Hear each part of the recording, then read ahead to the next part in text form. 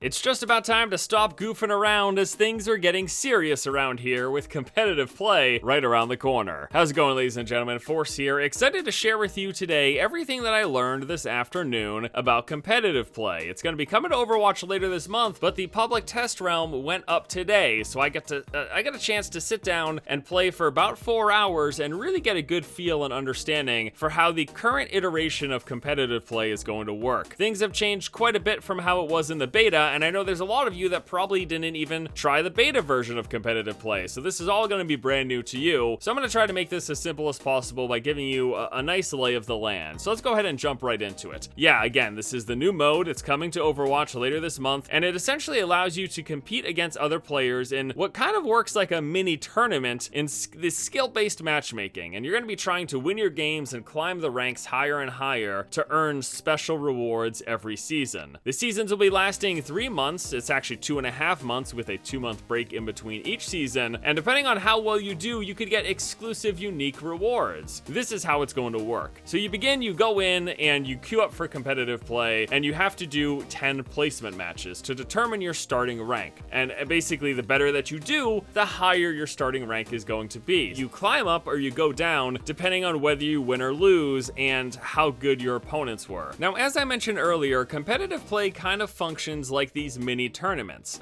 Basically, it plays a bit differently than normal quick play, where you go in, you do a round, and then whoever wins, and you move on to the next, and maybe you play another team, or maybe you drop and you re-queue up. It's not quite like that. It's a little more drawn out here. Essentially, each match will be lasting multiple rounds, and teams will be trying to score points by taking objectives, and the team that gets the highest points wins. That's simple, right? Well, it's a little more convoluted. So on any of the control maps, instead of being a best of 3, which is what it is in quick play, it's a best of 5. If both teams go 2-2, then you have a final round which determines who wins. It gets a little more complicated though on assault and escort maps. On these maps, each team gets a chance to attack. So one team will attack first, and the further that they get, the more points they achieve. Then the other team will get a chance to attack, and if they go further than the team did when they had the chance, then they'll win the match. So again, if there's 3 checkpoints and you get 3 and the opposing team got 2, you'll win with 3. However, if both teams say complete and get 3 points, or if both teams get stopped at point A and only get 1 point, then there is a tiebreaker known as sudden death, in which case a coin flip is had. One team gets to be the attacker, and if that attacking team gets the first point, the first capture point, or pushes the payload to the first point, whatever, then they are going to win the entire match. So like I said, it's a little bit more in-depth than a regular quick play game with a best of 5 on control, and then alternating between attacking on assault and escort maps with that tiebreaker of sudden death actually determining who wins the match. Now, an interesting thing that I noted as well is that there's actually a leaving penalty that's pretty severe. If you leave matches often enough, you can eventually actually get a season-wide ban. You'll be banned for the entire season.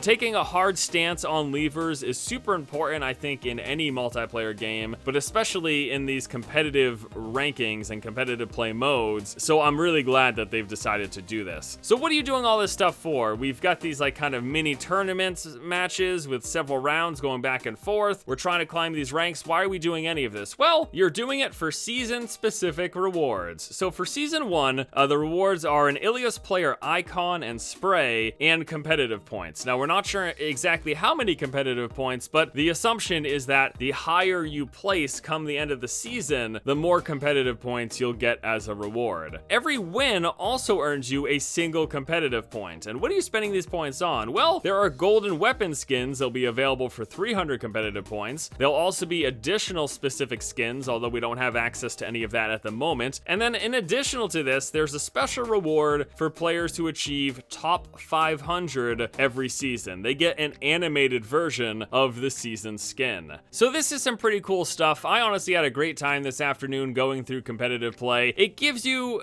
an additional incentive to play. Beyond just enjoying playing the game, you've got the idea of climbing the ranks to get these rewards. Just even winning games gives you points that you can use to purchase these golden weapon skins, and hopefully in the future we'll see some cool hero skins as well. Alright guys, thank you all so much for watching. Hope you enjoyed this video. Please be sure to let me know what you think about competitive play and everything we talked about here in the comment section below. below. Hope you all have a fantastic afternoon, and until next time, I'll see you later.